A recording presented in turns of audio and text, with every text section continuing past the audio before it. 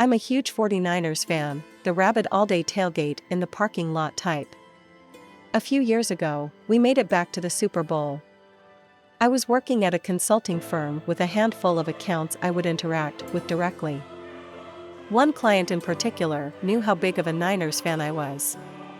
I was the day-to-day lead on his account. He really liked working with me, and we became friends, often grabbing drinks or dinner after our meetings. He had access to a pair of extra company seats to the game, and as a thank you, wanted to give them to me as a gift.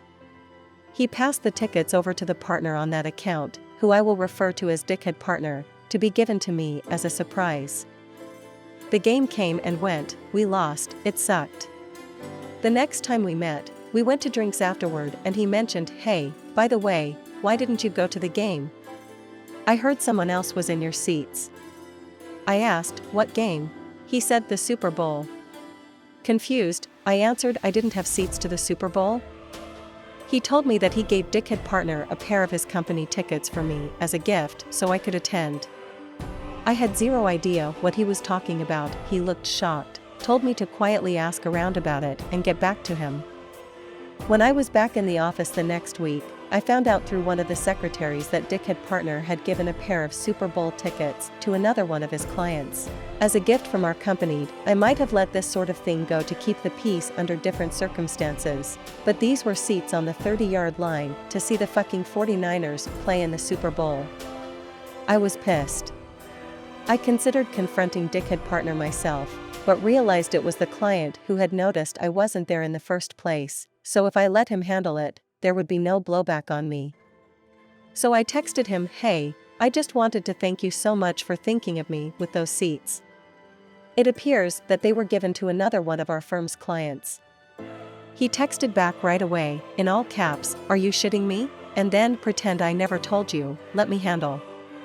He followed up with me about formulating a plan. A few days later, we were asked to come down for a meeting in their office. The client requested the partner be present, not entirely unusual, so Dickhead Partner and I hopped a flight the next week and headed over to their office. Little did Dickhead Partner know, my client had orchestrated a wonderfully awkward little show to catch him red-handed. When we entered the conference room, it was all the usual suspects along with a woman in her 30s we didn't recognize. My client immediately introduces Dickhead Partner, "This is Stephanie such and such, VP from other department, she wanted to sit in on this meeting." "Hey, OP, you guys must already know her from the Super Bowl." She then responds as she goes to shake my hand, "Oh, I don't think so, did we meet there? I'm sorry if I forgot." Client responds, "Geez, Steph, how much did you have to drink? They were sitting right next to you." Client looks at me, and I say, "Sorry, I wasn't there. Are you thinking of someone else?" At this point, Dickhead Partner is looking visibly uncomfortable, probably trying to come up with an excuse. He starts in with an when Stephanie says over him, "No, so and so, from other company, we're in the other seats. By the way, I was wondering why we gave company seats to those guys. Is there a project we're working with them on that I don't know about?" Obviously not, they were in completely different industries. It would be like Coca-Cola partnering with John Deere. Dickhead Partner lets out an again, and the client immediately speaks over him asking Dickhead Partner, "I gave you those tickets for OP?" At this point Dickhead Partner is turning bright red. He responds, "Oh, well he wasn't able to make it, so he must have given the seats away to someone else," and turns to me looking for me to cover for him. Client smirks at me. I respond, "What are you talking about? You gave me tickets to the Super Bowl?"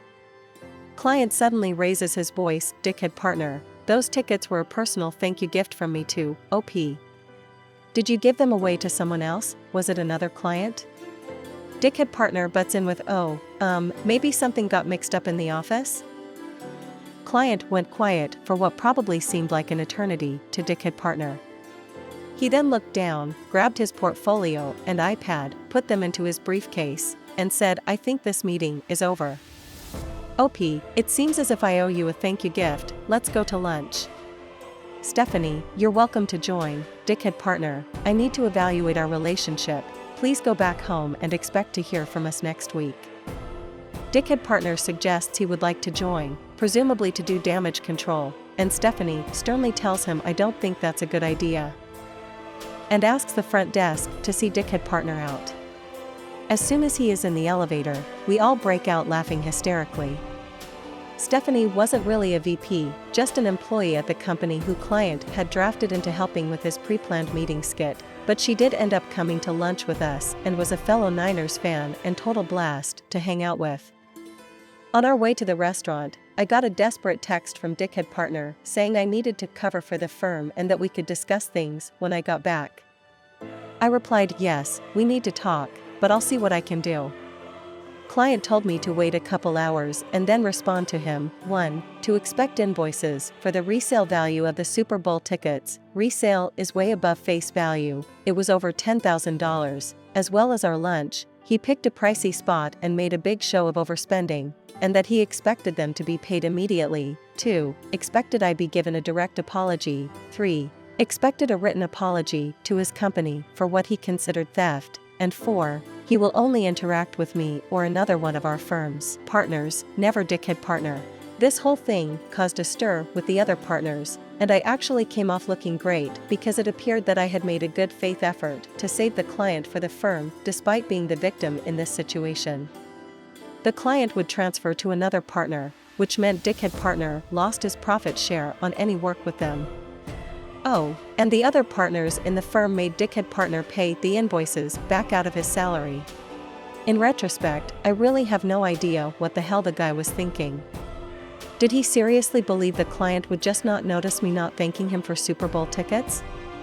Anyway, the well was kind of poisoned for me there long term because Dickhead partner wasn't going anywhere.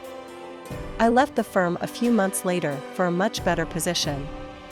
Client ultimately terminated their relationship with that firm a year later. He actually now works with a good friend of mine at a competing firm.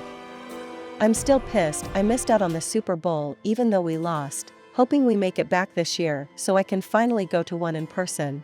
Go Niners! Share your OP-like experience with us in comment and don't forget to like, comment, subscribe and share.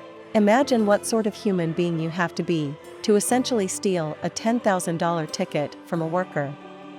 Disgusting, to say the least. The level of orchestration and execution on this revenge was so perfect, though.